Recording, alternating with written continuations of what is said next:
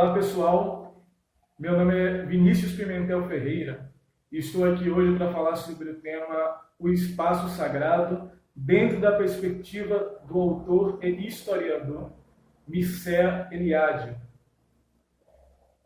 Esse tema ele será discutido com base no Sagrado e Profano, que é um livro do Mircea Eliade, e em outras referências bibliográficas que eu vou deixar na descrição do vídeo.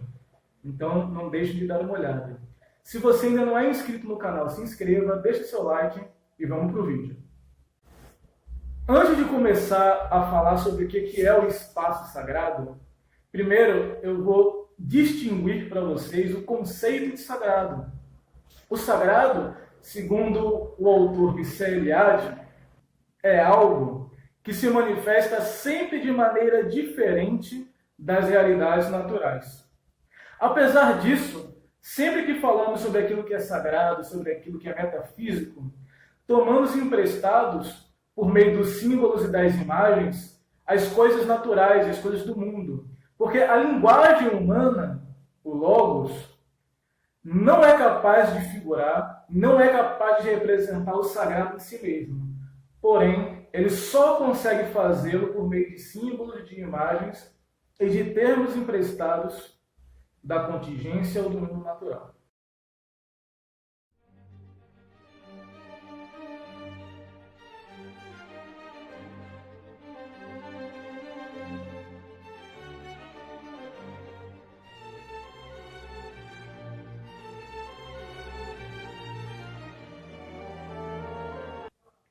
Esses termos que tomam emprestado imagens das coisas naturais, das coisas do mundo, quando utilizados para se referir a respeito do sagrado, deixam de possuir um significado natural, passam a possuir um significado metafísico representado alegoricamente pela imagem que ela figura.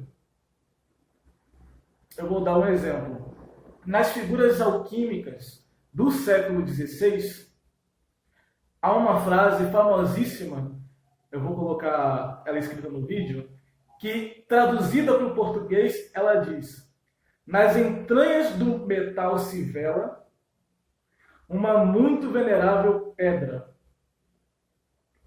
A palavra pedra, num primeiro momento, se refere a uma pedra do mundo natural, paralelepípedo, uma pedra de rio, o que quer que seja.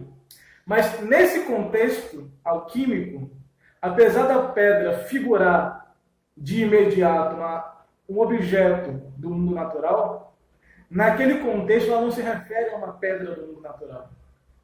É uma imagem simbólica, ela é alegórica. Ela diz uma coisa querendo dizer outra que não pode ser figurada pela linguagem ordinária.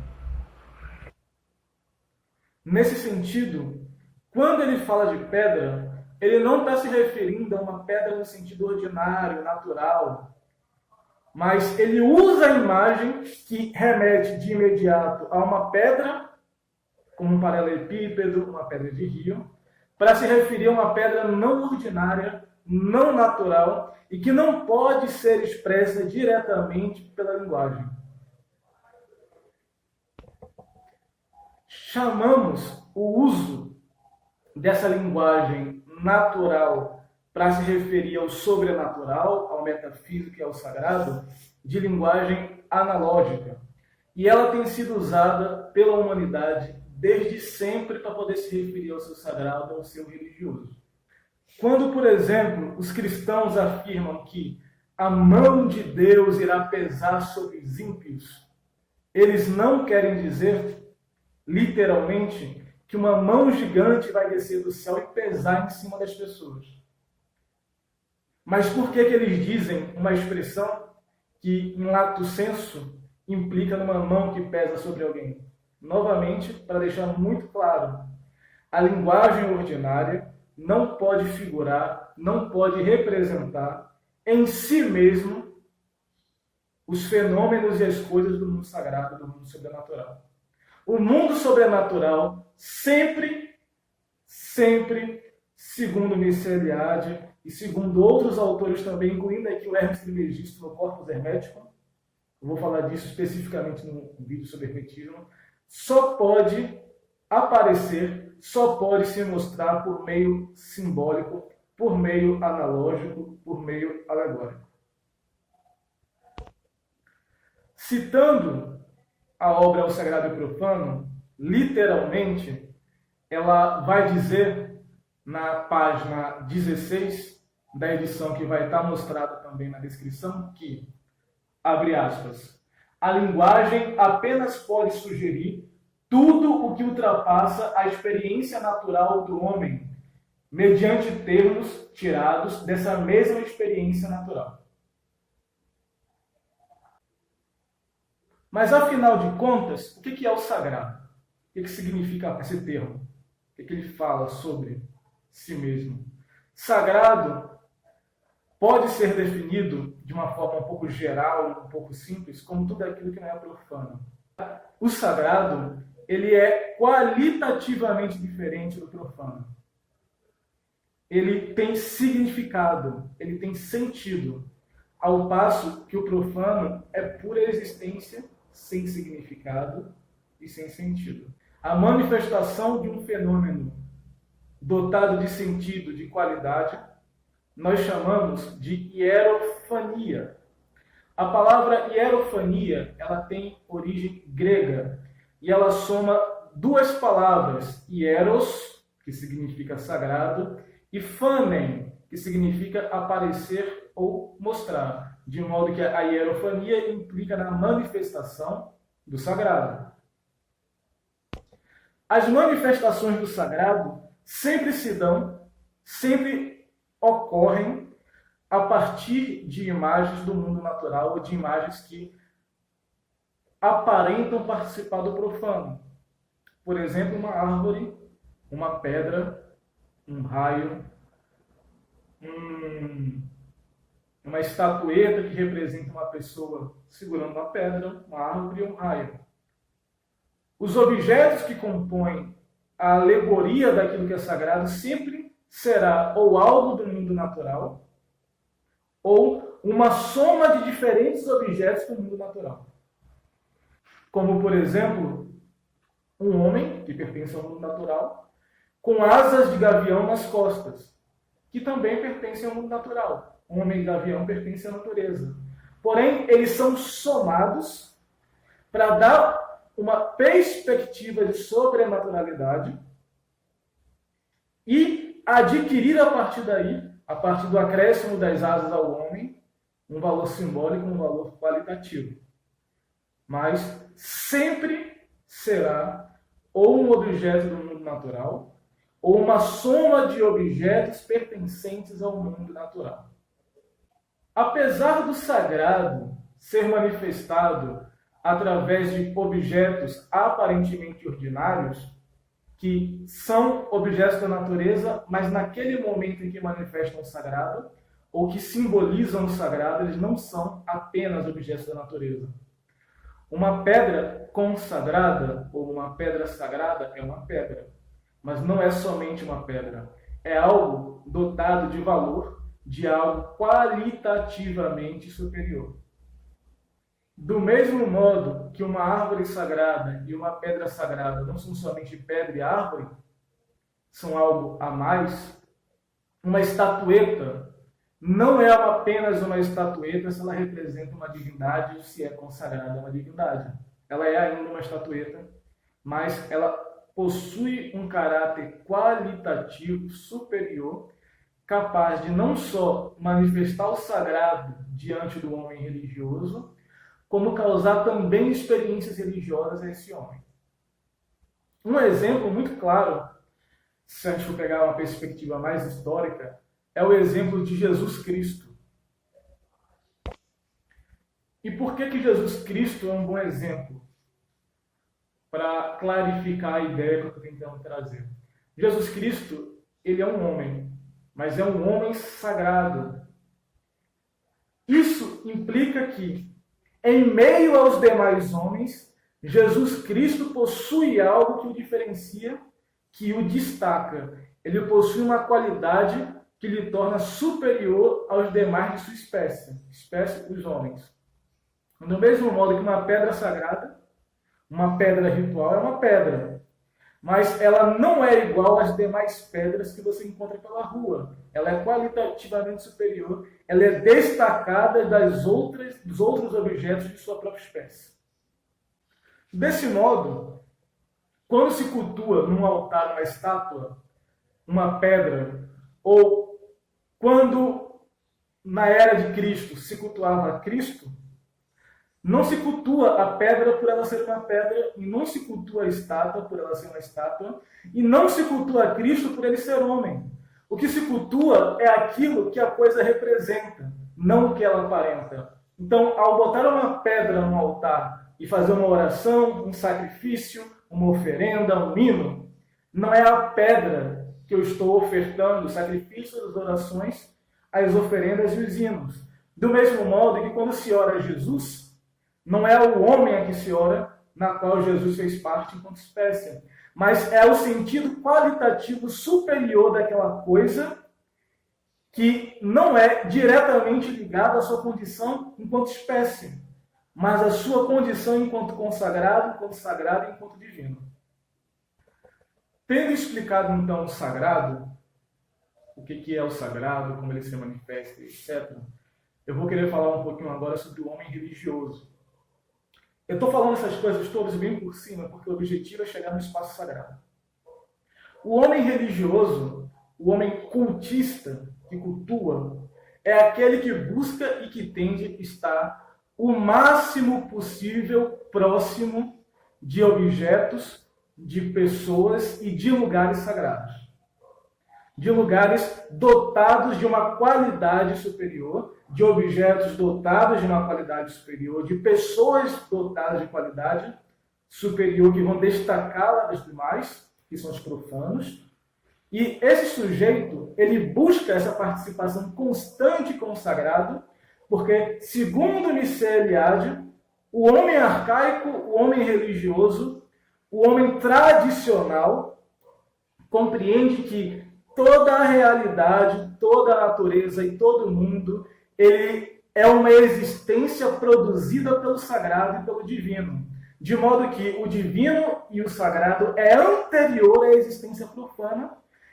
O divino e o sagrado, ele é causa existencial da natureza e das coisas profanas. E, portanto, por ser causa, por ser fonte, é dotada de mais realidade e de mais poder. Então, afirmar que o homem religioso quer estar o mais próximo possível do sagrado significa literalmente afirmar que o homem religioso quer estar o mais próximo possível do poder e da realidade.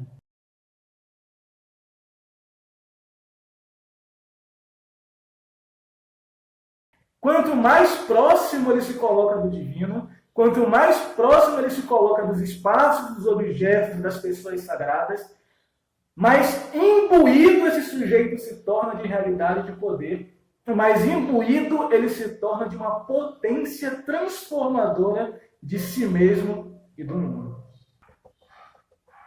Ora, compreendendo então que os objetos, as pessoas, os símbolos sagrados são dotados de mais poder e realidade do que os símbolos, objetos e pessoas profanas, por quê? Porque o sagrado, hierarquicamente, ele produz, ele dá origem ao que não é sagrado, ou seja, o mundo material, o mundo profano, os objetos profanos, eles são posteriores, numa perspectiva mítica, àquilo que é divino, o divino ele sempre vem antes. Dito isso, os símbolos sagrados, eles são sempre mais poderosos e mais reais do que os símbolos não sagrados. Por isso, que é muito comum no meio esotérico, mesmo que não haja uma consciência direta, histórica, intelectual disso, que os magos, os sacerdotes, os religiosos, enfim, eles estão o tempo inteiro buscando produzir ou adquirir símbolos sagrados. Esses símbolos podem ser talismãs, pingentes, anéis, coroas, capas, o que quer que seja, que tenham uma capacidade qualitativa que os outros entes da sua espécie não possuam, Não basta a pedra apenas ser uma pedra, tem que ser uma pedra consagrada. Não basta o anel apenas ser um anel, mas um anel consagrado, dotado de símbolos também consagrados. Ou pela sua própria característica mítica e histórica, ou consagrado por um ritual magístico. E por que essa busca? Porque, em tese, esses objetos vão aproximar o mago, o sacerdote, o religioso, daquilo que é sagrado, e o sagrado sempre é um símbolo, ou melhor, e o sagrado sempre é uma representação de poder, de originalidade, de poder, de princípio criador. Em alguns casos, o hierofante, ou seja, aquele que manifesta o sagrado, hierofante vem de eros, sagrado, fante de manifestar. Se hierofania é a manifestação do sagrado, hierofante é quem manifesta efetivamente o sagrado, o papel do sacerdote, do mago, etc. Nesse sentido, alguns hierofantes, eles têm uma tendência a não apenas buscar objetos sagrados e espaços sagrados para manter próximo de si. Eles tendem também a buscar uma forma de tornarem a si mesmos pessoas sagradas. E o que implica ser uma pessoa sagrada? É ser uma pessoa que não é profana. E o que implica isso? Ser uma pessoa cujas qualidades, virtudes e poderes são anteriores, são causa efetiva do mundo natural. Logo, se torna uma pessoa sagrada aquele que é destacado dos demais da sua mesma espécie.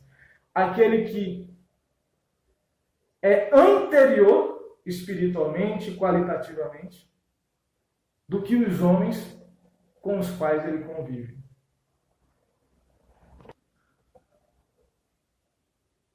A busca do mago, a busca do sacerdote, a busca do homem religioso é, em primeira, a última instância, uma busca do sagrado. Ele pode dar vários nomes possíveis a esse sagrado, ele pode chamar de espírito, de ânima, de astral, de demônio, de Deus, de defunto, do que ele quiser. O nome ele vai mudar, mas a coisa por trás é sempre a mesma. É aquilo que é qualitativamente diferente, aquilo que é qualitativamente superior e aquilo que é qualitativamente também anterior. Anterior ao mundo, anterior à natureza, anterior ao corpo. A busca esotérica é sempre uma busca pelo sagrado, é sempre uma busca pelo que é qualitativamente superior, é sempre uma busca por mais realidade e, portanto, por poder.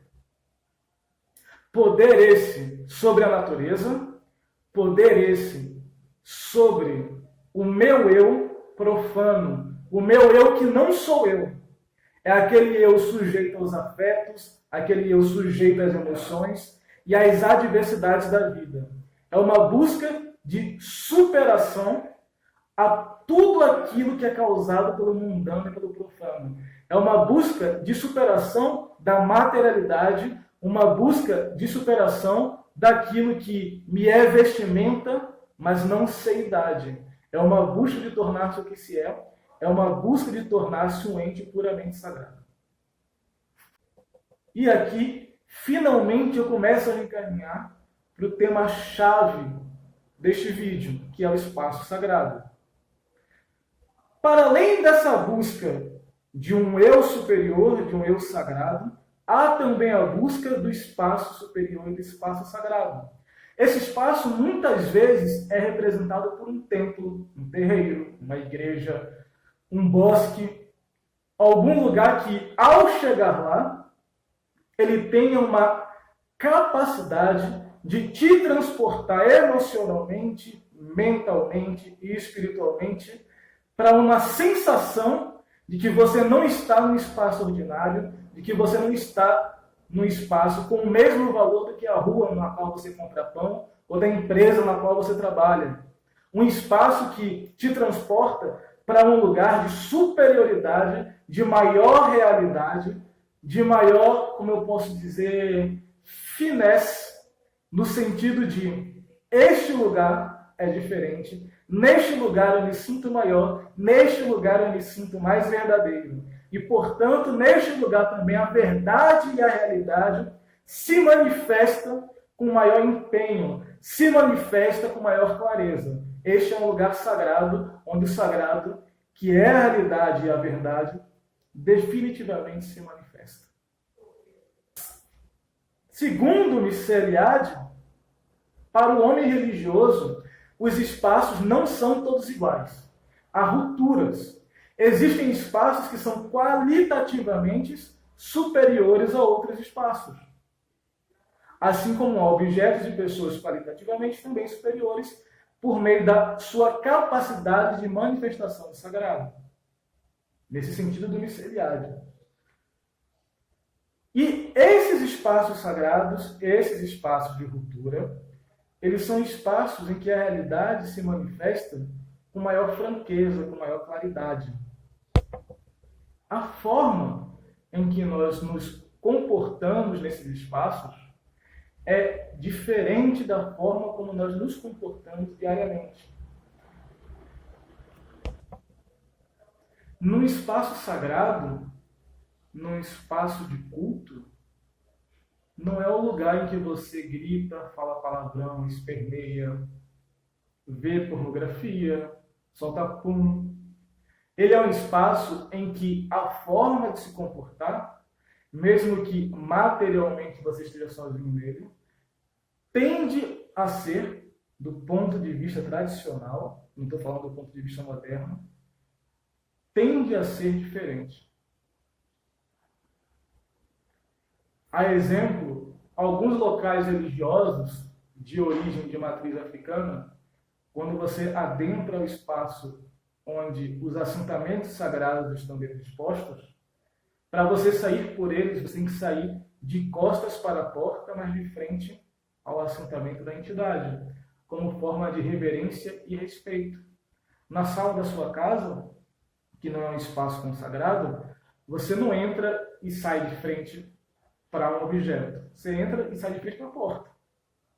Até porque você não quer se esbarrar nas coisas, na prece, etc. O local sagrado é onde nós nos forçamos a agir de maneira sagrada, a agir de maneira ética, a agir de maneira, como eu posso dizer, atenta aos símbolos de superação do espaço profano. Muitas vezes, nesses espaços sagrados, nós utilizamos vestimentas específicas, falamos utilizando figuras de linguagem específica, tomamos banhos purificadores para adentrar nesse espaço, fazemos uma dieta religiosa antes de operar nesse espaço. É um espaço que exige de nós uma separação da profanidade. É um espaço que exige de nós uma aproximação da sacralidade e da pureza na qual o divino ou o sagrado nos exige. Para exemplificar o que eu estou dizendo, eu vou trazer uma passagem da Bíblia que diz o seguinte, abre aspas, não te aproxime daqui, disse o Senhor a Moisés, tire a sandália de teus pés, porque o lugar onde te encontras é uma terra santa. Fecha aspas. Êxodo, capítulo 3, versículo 5.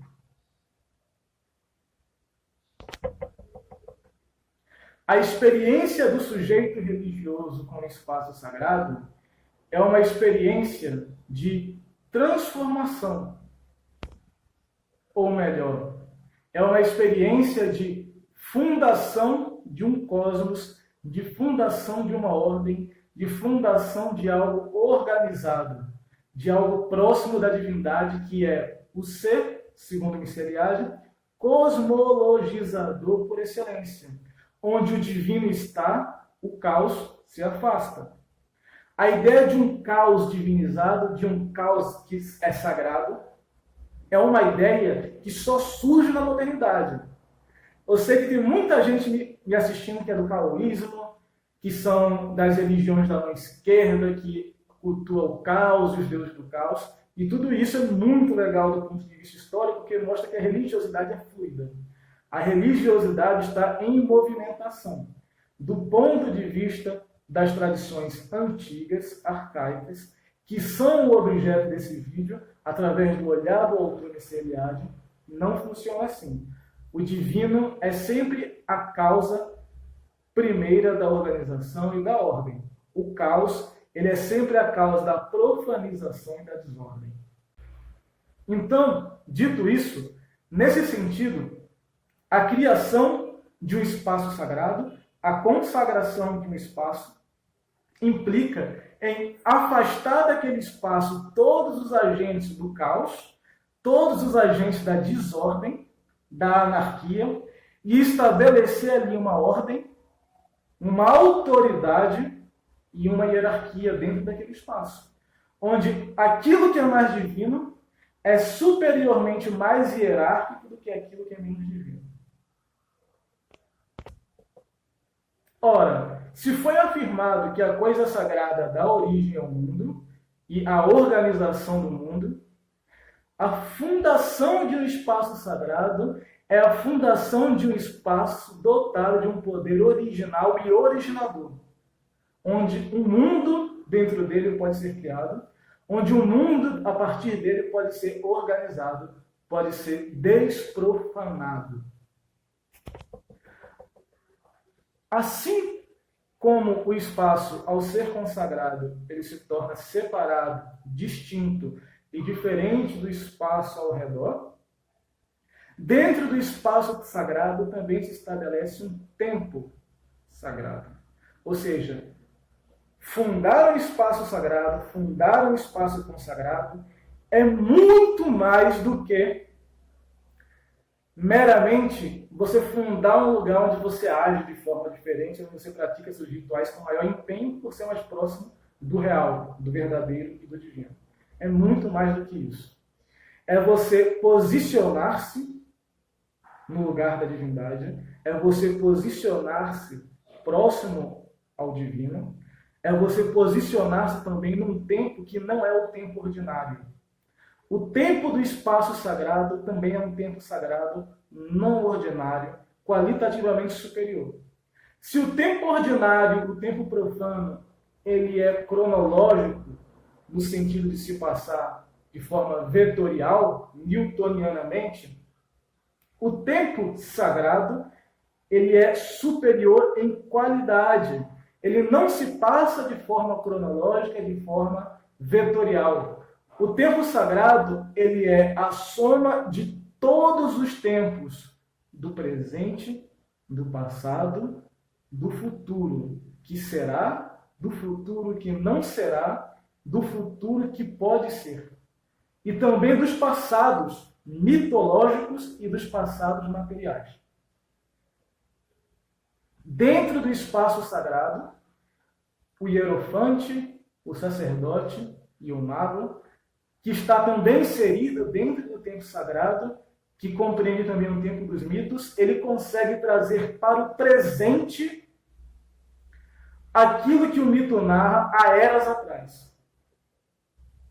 Se ele pertence a uma categoria religiosa, por exemplo, na qual o divino, por meio de uma espada, derrota o mal que profana e aterroriza o mundo, um mito sobre um passado mítico distante. O hierofante, iniciado nessa doutrina, pode, por meio de uma espada consagrada, que será uma espada comum, fisicamente falando, mas ao mesmo tempo a espada heróica utilizada pela divindade para derrotar aquele dragão, aquele demônio dentro do mito, a espada consagrada ela tem essa dupla natureza, isso é uma espada comum, forjada pelo próprio sacerdote, e ao mesmo tempo a espada divina, que não foi forjada pelo sacerdote, mas pela divindade.